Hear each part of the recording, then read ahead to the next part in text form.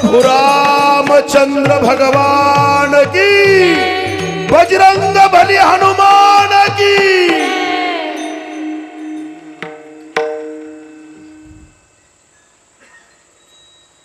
लोकाभिरामं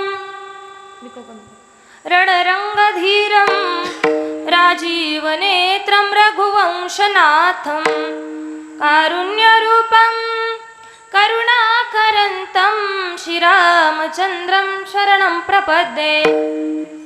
अतुलितबलधामं हेमशैलाभदेहं दनुजवनकृशानं ज्ञानिनामग्रगण्यं सकलगुणनिधानं वानराणामधीशं रघुपतिप्रियभक्तं वातजातं नमामि। आदिनाथ गुरु सकळ सिद्धांचा मच्छिंद्र तयाचा मुख्य शिष्य। आदिनाथ गुरु हा सकळ सिद्धांचा, आदिनाथ गुरु सकळ सिद्धांचा, हा आदिनाथ गुरु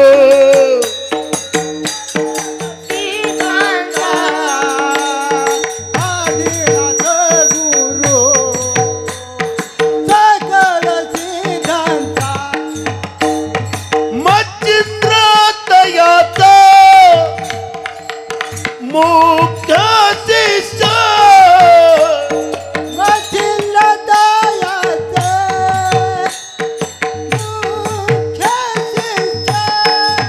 हा मच्छिंद्राने बोध गोरक्षाती केला, हा मच्छिंद्राने बोध गोरक्षाती केला।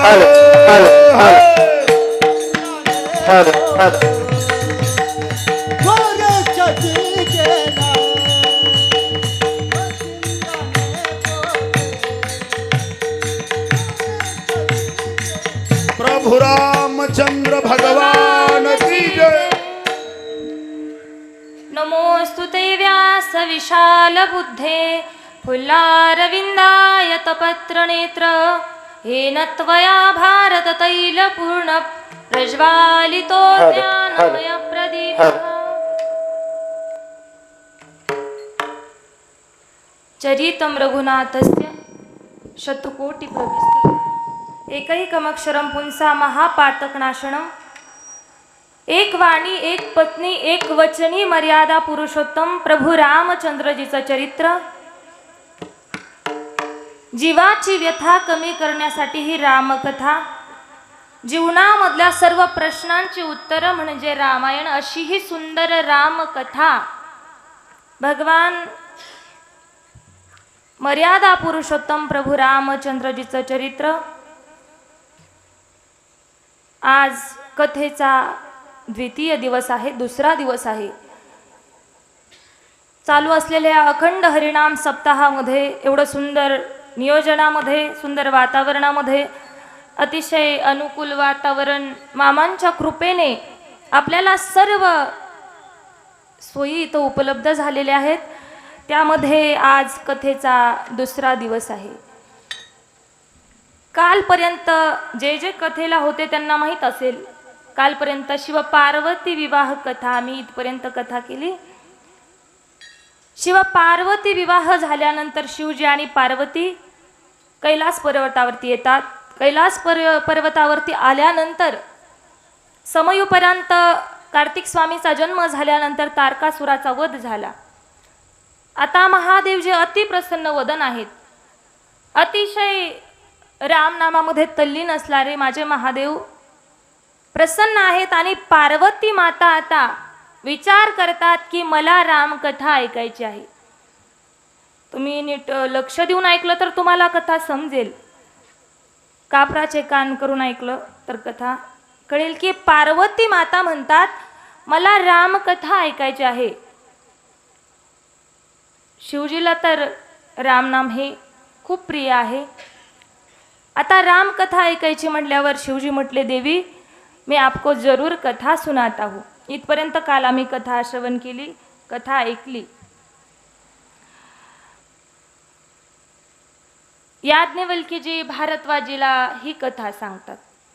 आणि ही कथा सांगत असताना भारद्वाजी एवढे कथा श्रवणामध्ये तल्लीन झाले की याज्ञवल्क्यजीला प्रश्न पडला की माझ्या श्रोत्याला मध्ये जर आपण भारद्वाज म्हणावं तर माझ्या श्रोत्याच्या श्रवणामध्ये व्यत्यय येईल. म्हणून भारद्वाजीला याज्ञवल्क्यजी म्हणतात भारद्वाजी, तरी बघायला तयार नाहीत. भारद्वाजी भारद्वाजी दोनदा तीनदा म्हटल्यानंतर भारद्वाजीने डोळे उघडले आणि डोळे उघडून सांगितलं, याज्ञवल्क्य बाबा आप मुझे 7 दिन तक ये कथा सुनाते जाओ. याज्ञवल्क्यजी भारद्वाजीला ही कथा सांगतात की याज्ञवल्क्यजीला म्हणतात की आप 7 दिनों तक मुझे एक कथा सुनाते जाओ का. आपकी कथा तपे हुए जीवों को शांति का चिड़काव देने वाली है. बहुत प्यारी लग रही है, बस कथा सुनाते जाओ भारद्वाजी म्हणतात. पण याज्ञवल्क्यजी म्हणतात भारद्वाजी मी तुम्हाला रामकथा सांगायची अजून, हे लक्षात घ्या. आतापर्यंत रामकथा सुरूच झालेली नाही. रामकथा ही आजपासून सुरू होते. काल शिवकथाच होती. याज्ञवल्क्यजींनी भारद्वाजीची परीक्षा घेतली की तुम्ही रामकथेसाठी योग्य आहात का. यासाठी आधी शिवकथा ऐकावी लागते. रामकथा ऐकण्याच्या आधी काय करावं लागतं, पहिल्यांदा शिवकथा श्रवण करावी लागते. त्यानंतर तो अधिकारी होतो कशाचा, रामकथा श्रवणाचा अधिकारी होतो. आणि माझं तर परम भाग्य मी समजते की बाळूमामांच्या या परम मंगल कार्यामध्ये मला रामकथा करण्याची संधी मिळाली. हे मामांची कृपा आहे. मग कथा सुरू झाल्यानंतर आता पुढे सांगतात की भगवान शंकर हे वारकरी आहेत. कोण आहेत, वैष्णव आहेत. भगवान शंकर एकदा पंढरपूरच्या वारीला निघाले आणि वारीला जात असताना मग पार्वती माता म्हटल्या की कुठे निघालात तुम्ही. तर भगवान शंकर म्हणतात की मी पंढरपूरला निघालो. पार्वती माता म्हणतात की तुम्हालाच वाटतं का दरवर्षी जावं, आमची नाही इच्छा होत पंढरपूरला यायची.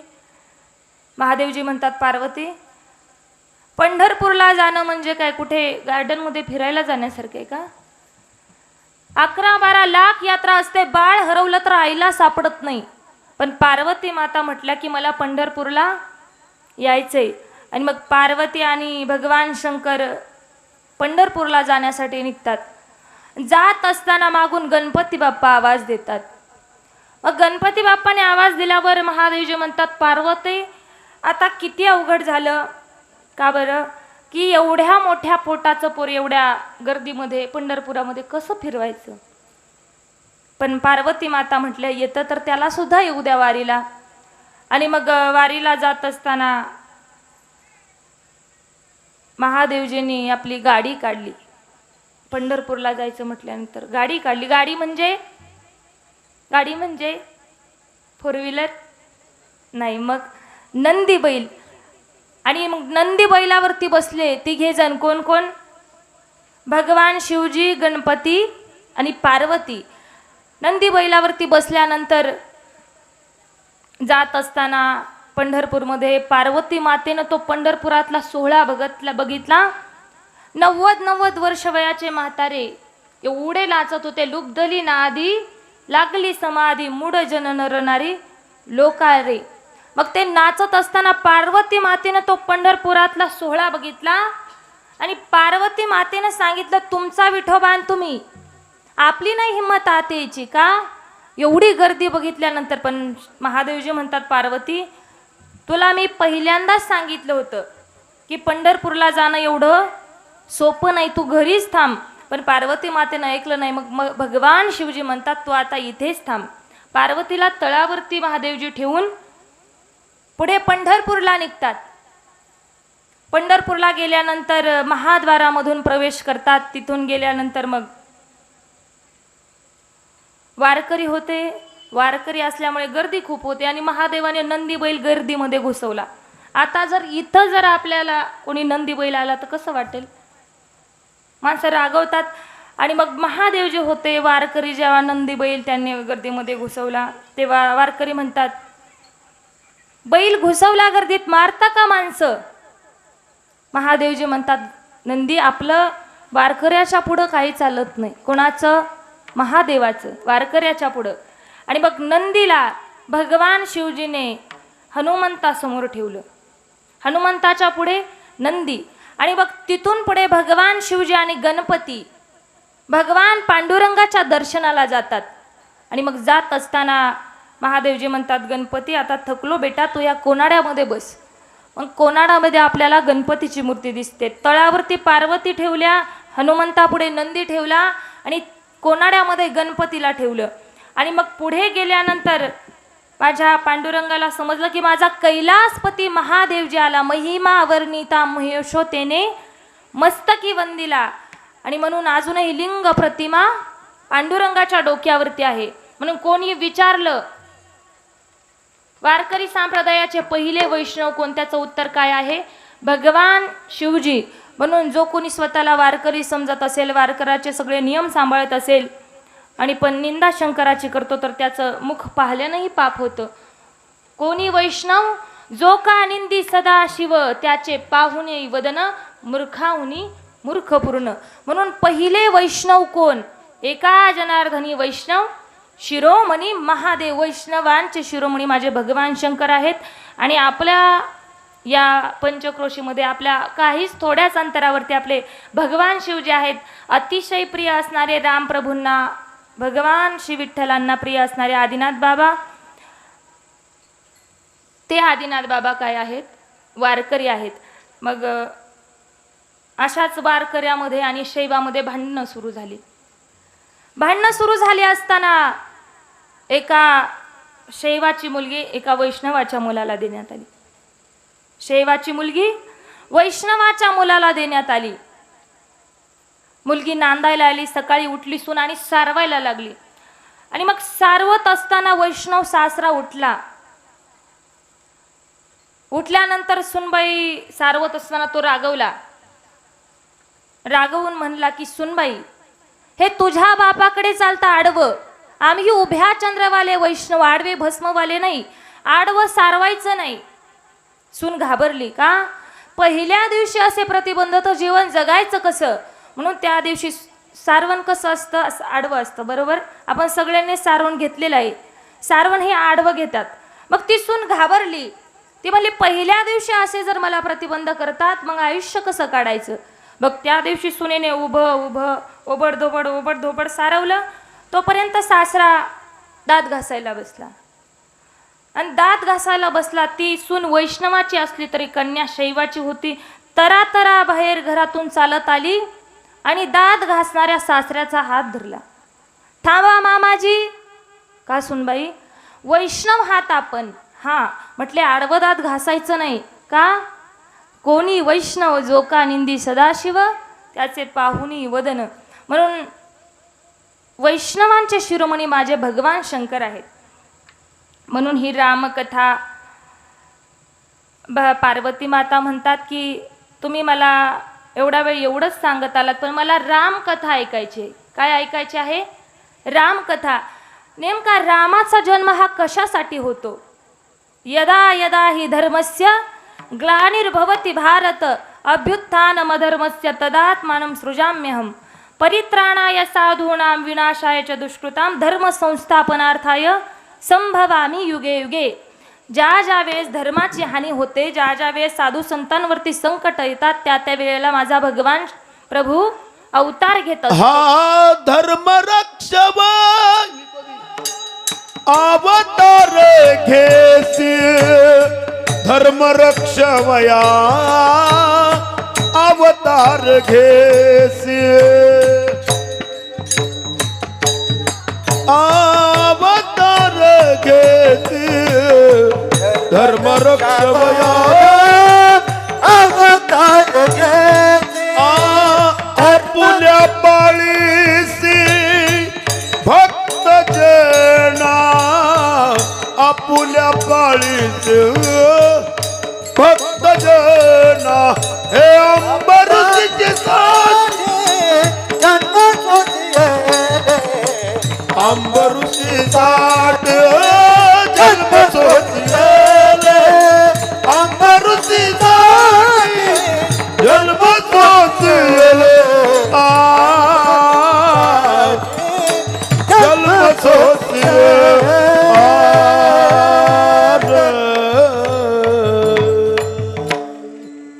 जेव्हा प्रभू अवतार घेतात, ज्या ज्या वेळेला धर्माची हानी होते त्या त्या वेळेला माझा भगवान शंकर प्रभू रामचंद्र अवतार घेतो असे भगवान सांगतात. मग कधी कधी माझा भगवान नरसिंह होतो, कधी कधी वराह होतो, कधी कधी वामन होतो, कधी कधी परशुराम होतो. हे सांगत असताना पार्वती माता म्हटल्या, आता बास झालं, वेळ झाली. नरसिंह होतो, वराह होतो, वामन होतो, परशुराम होतो. मला एवढं सांगा, नक्की राम कशासाठी होतो? आम्ही रामाची कथा ऐकायला आलो. नेमका राम कशासाठी होतो? मग भगवान शंकर सांगतात, पार्वती त्याची 5 कारणं आहेत. पार्वती माता म्हणतात 5? हा, मग सांगा ना 8च्या आत. हा, वेळेची नको काळजी करू म्हटले पार्वती, 8च्या आत आपण 5 कारणं सांगू. राम कशासाठी अवतार घेतात? तर पहिलं कारण आहे राम अवताराचं जय विजय द्वारपाल. भगवान विष्णूचे 2 द्वारपाल, त्यांचं नाव आहे जय विजय. आणि सनत कुमार हे प्रभू दर्शनासाठी जायला लागले. जात असताना त्या द्वारपालांनी जय विजयाने अडवलं की कहा जा रहे हो, भगवान का दर्शन करना है. ते जय विजय म्हणतात, हम द्वारपाल है, हमारी इजाजत ले बिगर आप जा नहीं सकते. आमची परवानगीशिवाय तुम्ही आज जाऊ शकत नाही. सनत कुमार म्हणतात, भगवान का दर्शन करने के लिए भक्तों को किसी की इजाजत लेने की जरूरत नहीं होती, हम जाएंगे. पण ते जय विजय म्हणतात, हम नहीं जाने देंगे. हे म्हणतात आम्ही जाणार, ते म्हणतात आम्ही जाऊ देणार नाही. हा त्यांचा वाद सुरू झाला. आणि यामध्ये वादावादामध्ये बोलण्यामध्ये सनत कुमार म्हणतात, तुम्ही मला प्रभू दर्शनाकरता जाऊ देत नाही तर पुढच्या जन्मी तुम्ही राक्षस व्हाल आणि तुम्हाला मारण्यासाठी भगवंताला अवतार घ्यावा लागेल. हे प्रभूला ऐकायला गेली त्यांची शापवाणी. आणि ऐकायला गेल्यानंतर भगवान विष्णू आपल्या सदनातून बाहेर येतात. आल्यानंतर बघितलं तर सनत कुमार दिसतात. पण त्यांना ह्या द्वारपालांनी काय केलंय? शाप दिलेला आहे. जय विजयांना म्हणतात, अरे ते माझ्या दर्शनाकरता आले पण तुम्ही त्यांना शाप दिला. पण आता तो शाप स्वीकार करावा लागेल आणि मला त्याच्यासाठी अवतार घ्यावा लागेल. का? ते जय विजय कोण होतात? पुढच्या जन्मी ते रावण कुंभकर्ण होतात आणि त्यांना मारण्यासाठी भगवंताचा अवतार आहे. हे पहिलं कारण आहे. दुसरं कारण आहे राम जन्माचं, ते म्हणजे राक्षस जालंधर नावाचा आणि त्याची पत्नी वृंदा.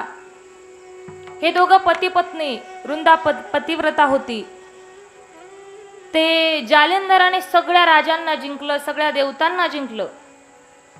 तो अजय होऊ लागला. पण देवतांना आता काळजी वाटू लागली की जालंधर अजय झाला तर पृथ्वीवर सगळं राक्षसांचं राज्य येईल. म्हणून त्या वृंदेच्या सतीत्वावर तो अजय होता. सगळे युद्ध तो जिंकत होता.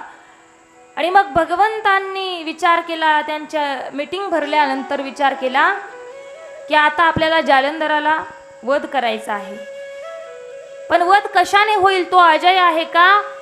वृंदा ही पतिव्रता आहे. तुका म्हणे पतिव्रता तिची देवावरी सत्ता.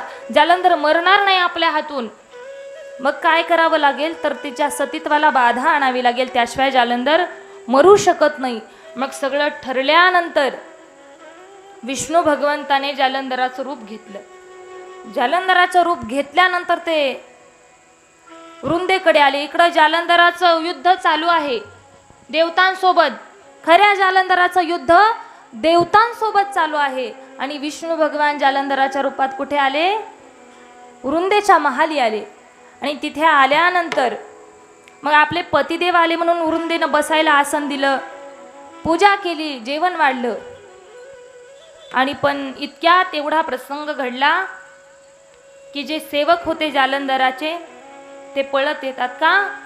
की जालंधर हे युद्धामध्ये पराजित झाले आणि त्यांचा वध झाला हे सांगण्याकरता त्यांचे सेवक पळत येतात. पळत आल्यानंतर वृंदेला सांगतात, महाराणी जालंधर सरकार मर गए रण मैदान. आपले जालंधरना रण मैदानात युद्धामध्ये मरण पावले. वृंदा विचार करते, जालंधर मरले तर हे कोण आहे? विष्णू भगवान तर तिथेच आहेत जालंधराच्या रूपात. वृंदा विचार करते, जालंधर सरकार मर गए रण मैदान, हा महाराणी. मग विष्णू भगवान खऱ्या स्वरूपात प्रकट होतात.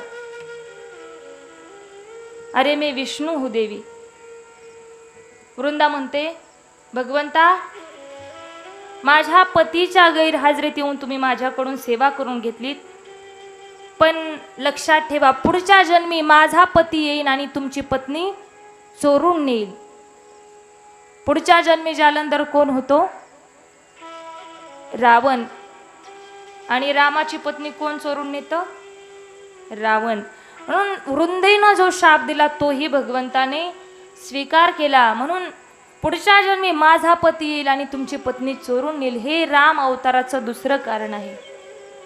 राम अवताराचं तिसरं कारण, भगवान शिवजी कथा सांगत असताना म्हणतात, पार्वते, एकदा नारदाने दिलेला शाप,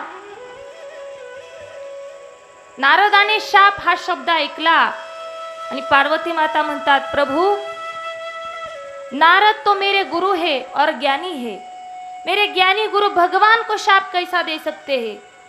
शिवजी हंसने लगे, अरे पार्वती, दुनिया में कोई ज्ञानी नहीं, कोई मूर्ख नहीं, भगवान जिसको जैसा नचाए वैसा वो नाचता है. भगवान के दिल में आया तो डाकू को वाल्मीकि बना देता है और विश्वामित्र जैसे ज्ञानी को मेनका के पीछे लगा देता है. म्हणतात, या सृष्टीवरती कोणी ज्ञानी नाही आणि कोणी मूर्ख नाही. भगवान जसा आहे, जसं ज्याला बुद्धी देईल तसा तो करत राहतो. आणि मग एकदा नारदाने भगवंताला शाप कशासाठी दिला हे सांगत असताना, एकदा नारदजी हिमालयामध्ये जात असताना अतिशय सुंदर वातावरण बघितलं. नारदजीला समाधी लागली. समाधीस्थ नारद जे आहेत, नारदाला समाधी लागली, पण इकडं चिंता इंद्रदेवाला पडली. का? नारदाची समाधी जर पूर्ण झाली तर माझं पद जाण्याची दाट शक्यता आहे. म्हणून इंद्रदेवाने, अशी माणसं काही काही खोडकर असतात, इंद्रदेवाला सुद्धा वाटलं माझं पद जाईल, म्हणून नारदाची समाधी भंग करण्यासाठी त्यांनी कामदेवाला पाचारण केलं आणि कामदेवाला सांगितलं, नारदाची समाधी भंग करा. आणि मग कामदेव आलेले आहेत. खूप प्रयत्न केला कामाने नारदाची समाधी भंग करण्याचा, पण नारदाची समाधी काही भंग होत नाही. शेवटी इंद्रदेवाने, कामदेवाने नारदाची स्तुती केली आणि नारदांच्या गळ्यामध्ये पुष्पहार घातला. धन्य आप नारदजी. नारदजीला वाटलं, आता मी कामाला जिंकलं. कोणाला जिंकलं? कामाला जिंकलं. काम माझी समाधी भंग करू शकला नाही, म्हणजे मी कामाला जिंकलं. आणि मग नारदजी आता सगळीकडे सांगत सुटलेले आहेत की भगवान ब्रह्मदेवाकडे जातात, मी कामाला जिंकलं. शिवजीकडे जातात, कामाला जिंकलं. शिवजी म्हणतात, हे तुम्ही माझ्यापाशी सांगितलं, पण भगवान विष्णू जवळ जाऊन सांगू नका. आणि पण नारदजीला काही राहवलं नाही. नारदजी जातात विष्णू भगवंताकडे. विष्णू भगवान म्हणतात, अरे आओ नारद, बहुत दिन के बाद दर्शन दे रहे हो. नारदजी म्हणतात, समय नहीं था भगवान, कहाँ थे? हिमालय की गुहा में तपश्चर्या कर रहा था. कामदेव आया और मैंने काम को हराया. भगवान विष्णू म्हणतात, अरे नारदा, तू कामाला जिंकलं यात काय नवल आहे?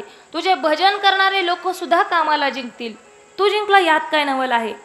आणि मग भगवंताला वाटलं, आता आपला एवढं नारदजी पूर्ण पृथ्वीचं भ्रमण करणारे जर असे जर म्हणू लागले तर कसं व्हायचं? म्हणून विष्णू भगवंताने एक योजना केली आणि नारद ज्या रस्त्याने जातात त्या रस्त्याने एक मायावी नगर तयार केलं विष्णू भगवंताने. मायावी नगर तयार केल्यानंतर त्या नगराचा राजा शिलनिधी नावाचा राजा आणि त्याची कन्या विश्वमोहिनी, तिच्या स्वयंवरासाठी अनेक राजकुमार आलेले होते. आणि ते रस्त्याने जात असताना मायावी नगर होतं ते. नारदजीने बाहेरून बघितलं, आतमध्ये गर्दी बघितली. नारदजी बाहेर विचारतात, अरे इथं गर्दी कशाची? ते म्हणतात, स्वयंवर आहे. कोणाचं? राजा शिलनिधीच्या कन्येचं, विश्वमोहिनीचं. आणि मग नारदजी आतमध्ये येतात. शिलनिधी राजाने बसायला आसन दिलं आणि सांगितलं, बाबा तुम्हाला कथा समजते? लक्ष देऊन ऐकताय ना? राजा शिलनिधीने विचारलं की बाबा नारदजी, माझ्या मुलीचं भविष्य सांगा, विश्वमोहिनीचं. विश्वमोहिनी आलेली आहेत. नारदजीने हात बघितला, पण विश्वमोहिनी कोणाला म्हणतात? विश्वाला मोहून टाकण्याची क्षमता जिच्यात आहे तिला म्हणतात विश्वमोहिनी. प्रभूची माया होती ती. आणि मग नारदाने भविष्य सांगायचं सोडून नारद तिच्या मुखाकडे बघू लागले. बराच वेळ झालं. राजा शिलनिधी म्हणतात, तोंड काय पाहता, भविष्य पहा, हात बघा, तिचा हात बघून भविष्य सांगा आम्हाला. पण नारदाने सगळं उलटच भविष्य सांगायला सुरुवात केली. 14 ब्रह्मांडाचा मालक हिला पती मिळणार असं भविष्य होतं. पण नारद उलट सांगतात, राजा ही जिला माळ घालणार आहे ना ज्याला, तो 14 ब्रह्मांडाचा मालक होणार आहे असं भविष्य सांगितलं. भविष्य सांगितल्यानंतर नारदजी पुढे जातात. पुढे गेल्यानंतर त्यांना एक विचार आहे की ही मला कशी प्राप्त होईल, विश्वमोहिनी. विचार करतात आणि मग म्हटले, एवढे राजकुमार सुंदर सुंदर आहेत, मी पण सुंदर रूप धारण करून येतो, पण याच्यासाठी काय करावं? तर म्हटले, आपण विष्णू भगवंताची प्रार्थना करू. आणि मग नारदजी भगवंताची प्रार्थना करतात. भगवान प्रसन्न होतात. अरे बोलो नारद, क्या चाहिए? भक्ति ज्ञान वैराग्य के बारे में. नारद बोले, वो तो बहुत मेरे पास है, भक्ति भी है, वैराग्य भी है और ज्ञान भी है मालिक. भगवान बोले, तो चाहिए क्या? बस मुझे सुंदर बना दो भगवान. भगवान म्हटले, ठीक आहे, तथास्तु. सगळे सुंदर, नारदाला सुंदर बनवलं, पण तोंड कशाचं दिलं? बंदराचं, माकडाचं तोंड दिलं त्यांना. सुंदर नारद झाले, पण नारदांना वाटलं आता मी सुंदर आहे. सभा मंडपामध्ये येतात, जिथे स्वयंवर आहे विश्वमोहिनीचं. परत येतात तिथे. आल्यानंतर तिथे पहिल्याच लाईनमध्ये एक खुर्ची होती, तिथे नारदजी जाऊन बसतात. आणि विष्णूचे दोन शिवगण होते तिथे, विष्णूचे 2 गण होते तिथे. आणि ते विष्णूने भगवंतांनी सांगितलं, नारद काय काय करतात हे मला सांगा. म्हणून ते सुद्धा दोघं राजकुमाराच्या रूपामध्ये, इकडून एक बसलेला, इकडून एक बसलेला. नारदजी येऊन बसले तिथे. राजकुमार चर्चा करतात. ते म्हणतात की आत्तापर्यंत वाटत होतं आपल्याला तुमचा माझा नाही, तुझा नाही तर माझा नंबर लागेल, पण आता हे मध्ये येऊन बसलेला देखणं कोण? नारद. आता याच्यापेक्षा कोण देखणं आहे स्वयंवर मंडपामध्ये? आता विश्वमोहिनी यालाच माळ घालेल. अलीकडचं म्हणतं आणि पलीकडचं त्याला काय म्हणतं? अरे हे एवढं सुंदर आहे तर याची आई किती देखणी असेल. आज तशी तशी नारदाची छाती फुगत चाली. बस इधर उधर बस मेरी ही चर्चा हो रही पूरे सभा मंडप में, तो बस नंबर मेरा ही लगने वाला है. नारदाला वाटलं बस आता विश्वमोहिनी मलाच माळा अर्पण करणार. पण विश्वमोहिनी ज्यावेळेस पुष्पमाला घेऊन येते त्यावेळेस तिचं लक्ष पहिल्या खुर्चीवर बसलेल्या नारदाकडे जातं. आणि नारदाकडे गेल्यानंतर ती म्हणते तिच्या सेवकांना की पहिले नंबर पे जो बैठा है ना उसको धक्के मारकर बाहेर निकाल दो. जेव्हा त्याचं तोंड बघितल्यावर विश्वमोहिनीनं पूर्ण लाईन सोडून दिली. नारद ज्या खुर्चीवरती बसलेले त्याची लाईन पूर्ण सोडून दिली. दुसरी लाईन, तिसरी लाईन, चौथी लाईन, शेवटच्या लाईनमध्ये, शेवटच्या आसनावरती भगवान विष्णू राजकुमाराच्या रूपामध्ये बसलेले आहे. विश्वमोहिनी तिकडे जाऊ लागली. एकदम शेवट. नारद उठून उभे राहतात, बघतात, मनात म्हणतात, अरे वो उधर क्यों चली गई? मुझे ठीक तरह से देखा नहीं क्या? वो उधर क्यों चली गई? मैं इतना सुंदर हूँ तो भी मुझे वो छोड़कर चली गई. नारद म्हणतात, मी एवढा सुंदर असून मला बघून ती पुढे पुढे गेली. ते पुढे गेल्यानंतर विष्णूच्या गळ्यामध्ये विश्वमोहिनीने पुष्पमाला अर्पण केली. आणि अर्पण केल्यानंतर भगवान विश्वमोहिनीला घेऊन जातात. विश्वमोहिनीला घेऊन गेल्यानंतर ते दोघं कडचे शिवगण होते आणि नारदजी उभे होते. नारदजी म्हणतात, वो उधर क्यों चली गई? मुझे ठीक तरह से देखा नहीं. ते 2 शिवगण म्हणतात, बैठ जाओ बाबा, आपके पास आएगी बाबा, पूरा चक्कर लगाकर आपके ही पास आएगी. पण नारदजीला वाईट वाटलं. ते शिवगण म्हणतात, बाबा आमचा नंबर लागला नाही यात आम्हाला वाईट वाटत नाही, पण तुमच्यासारख्या देखण्यालाही डावललं म्हणजे कमाल केली त्या मुलीनं. नारद म्हणतात, जाऊ द्या, तिला काही रूपाची पारख आहे का? ते बसलेले दोघं जण म्हणतात, तिला नसू द्या रूपाची पारख, पण तुम्ही तुमचं तोंड कधी आरशात बघितलं का? नारद म्हणतात, मला आरसा सांगता पुढच्या जन्मी तुम्ही राक्षस व्हाल. आणि रागाच्या भरामध्ये नारद निघून जातात. जात असताना विष्णू भगवान खऱ्या स्वरूपात प्रगट होतात. राजकुमाराच्या रूपातले विष्णू भगवान खऱ्या स्वरूपात प्रगट झाले आणि बघितलं नारदाने. नारद म्हटले की भगवान आप हो, मुझे लगा राजकुमार है. मैंने जो शाप दिया अस्वीकार करो प्रभु, अस्वीकार. मी जो शाप दिला ना त्यांना तो स्वीकार करू नका. पण विष्णू भगवान म्हणतात, नारदा एकदा शाप दिलेला आहे, तो शाप पूर्ण होणार, म्हणून त्यासाठी सुद्धा मी अवतार घ्यायला तयार आहे. म्हणून नारदाने दिलेला शाप त्या दोन शिवगणांना तो मारण्यासाठी सुद्धा कोणाचा अवतार आहे? माझ्या राम प्रभूचा अवतार आहे. हे तिसरं कारण आहे राम अवताराचं. चौथं कारण आहे स्वयंभू आणि शतरूपा. हे दोघं पती पत्नी आहेत. त्या दोघांनी खरं तर तपश्चर्या केली. गोमती नदीच्या काठाला 1000 वर्ष तपश्चर्या केली.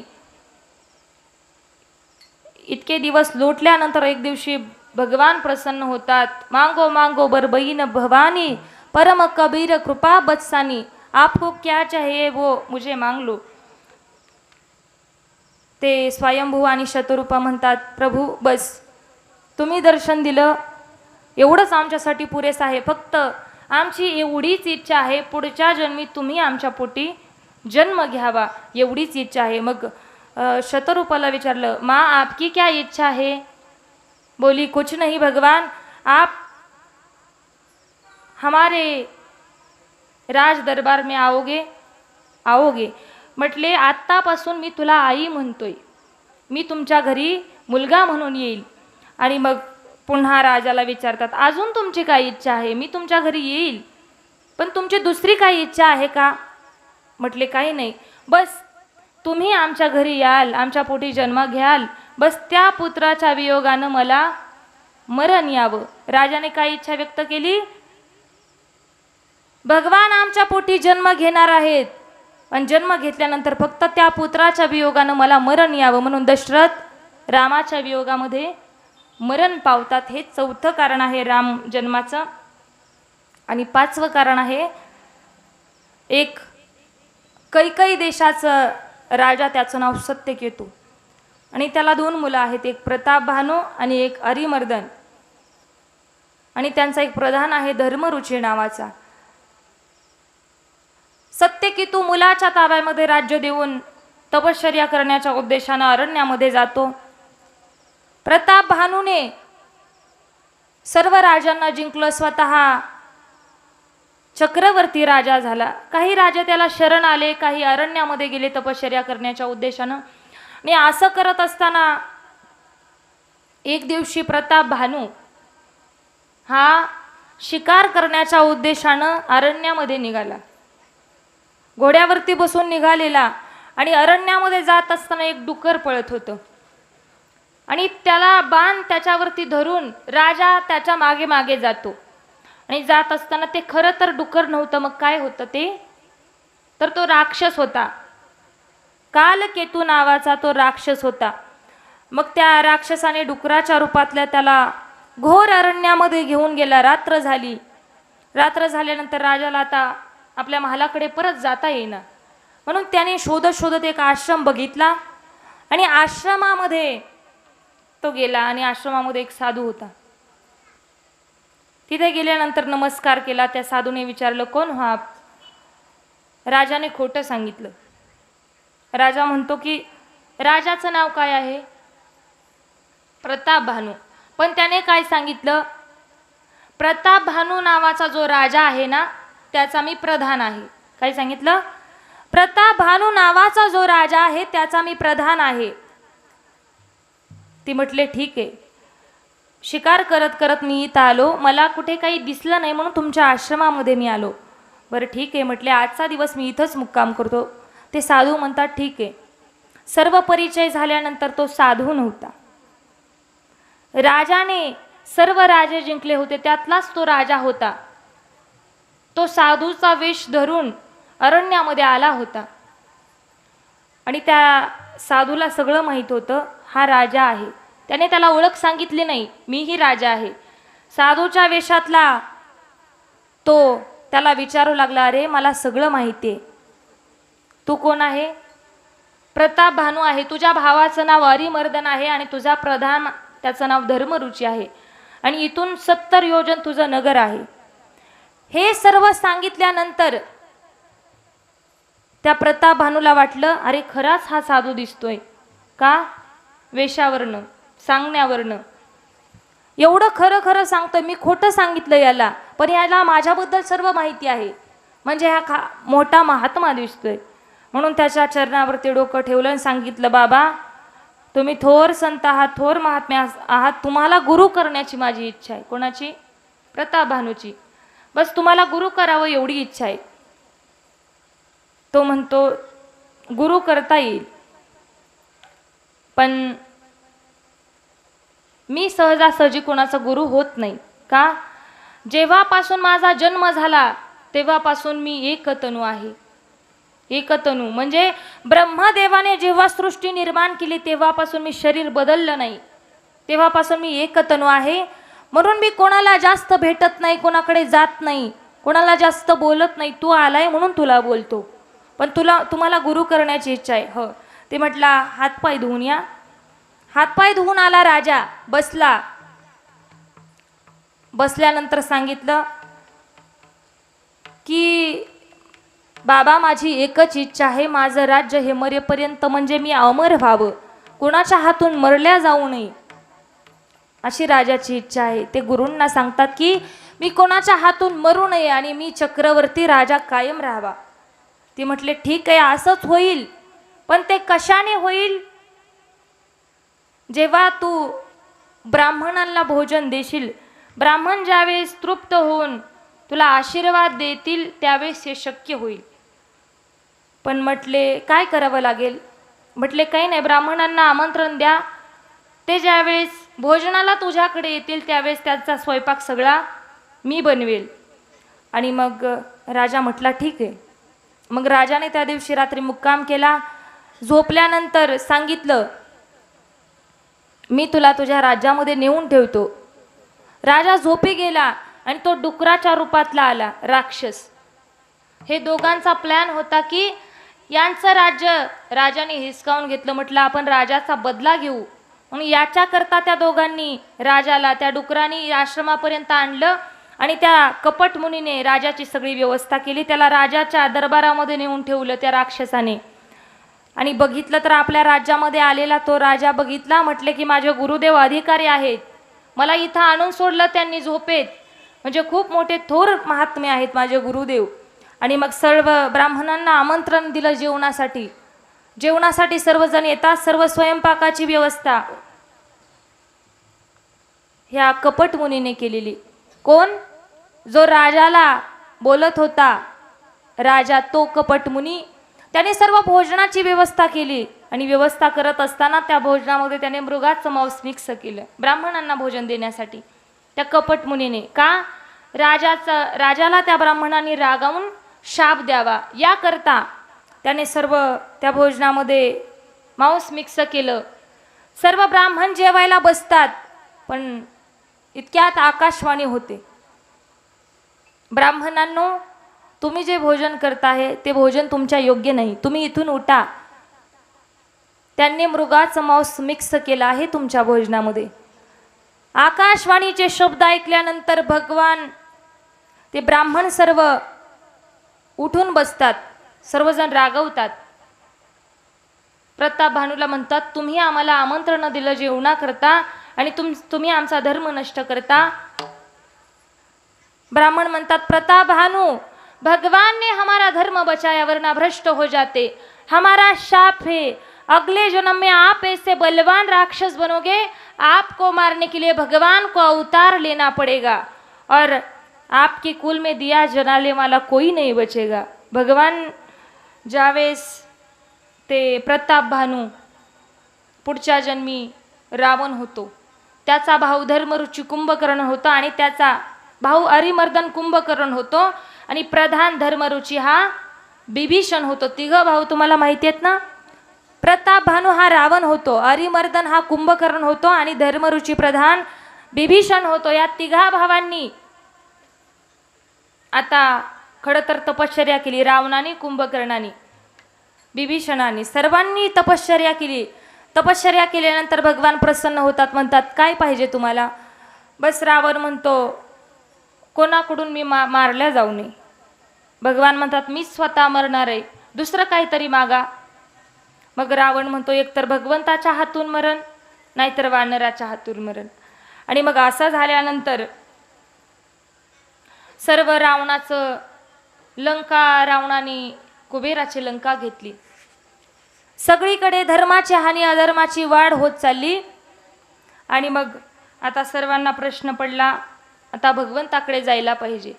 पृथ्वी आपलं गायीचं रूप धारण करून आपल्या पिता ब्रह्मदेवाकडे जाते. पृथ्वीला पापाचा भार सहन होत नाही म्हणून आपलं दुःख सांगण्यासाठी ब्रह्मदेवाकडे जाते. ब्रह्मदेवाने सभा भरवली की भगवान आता अवतार घ्यावा लागेल, धर्माची हानी व्हायला लागली. त्यामुळे सर्वजण विचार करतात की विष्णू भगवान कुठे असतील. काही जण म्हणतात वैकुंठात. वैकुंठात सर्वजण येतात, भगवान शंकर आहेत त्यामध्ये.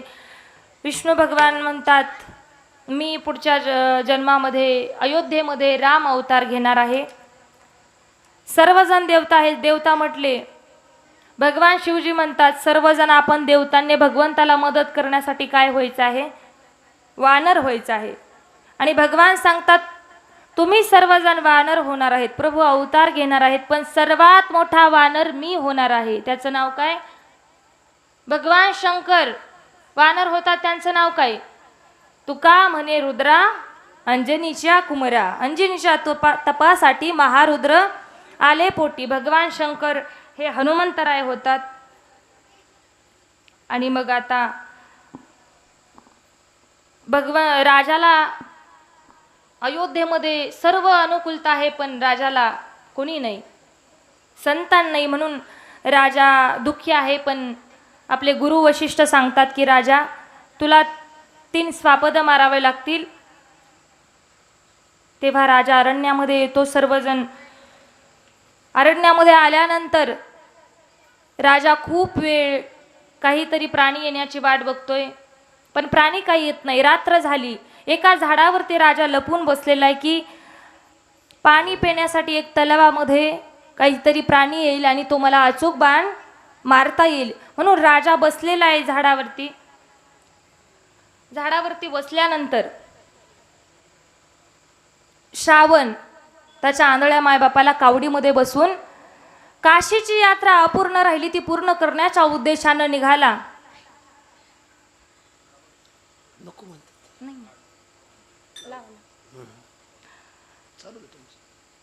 काशीची यात्रा अपूर्ण राहिली होती मायबापाची. आंधळ्या मायबापाला काशीला घेऊन जाण्यासाठी श्रावण निघाला. पण जात असताना श्रावणाच्या आंधळ्या मायबापाला तहान लागली. आणि तहान लागल्याबरोबर श्रावणाचे मायबाप म्हणतात बाळा पाणी पाज, अरण्य आहे, अंधार पडलेला आहे, पाणी पाज. म्हटल्यानंतर श्रावणाने कावड टेकवली, आपला कमंडलू घेतला आणि कमंडलू घेतल्यानंतर पाण्याच्या शोधामध्ये श्रावण निघाला. आणि श्रावण तिथे आला ज्या झाडावरती राजा दशरथ बसलेले आहेत बाण मारण्यासाठी, तिथे श्रावण आला. श्रावणाने त्या तलावामध्ये कमंडलू बुडवला. बुडवल्याबरोबर बुडबुड बुड आवाज झाला. आवाज झाल्याबरोबर राजाला वाटलं कोणीतरी प्राणी आला, म्हणून राजाने बाण मारला आणि तो श्रावणाला लागला. रक्ताच्या थारोळ्यामध्ये श्रावण त्या तलावाच्या काठाला पडलेला, काठाचं पाणी तांबडं झालं.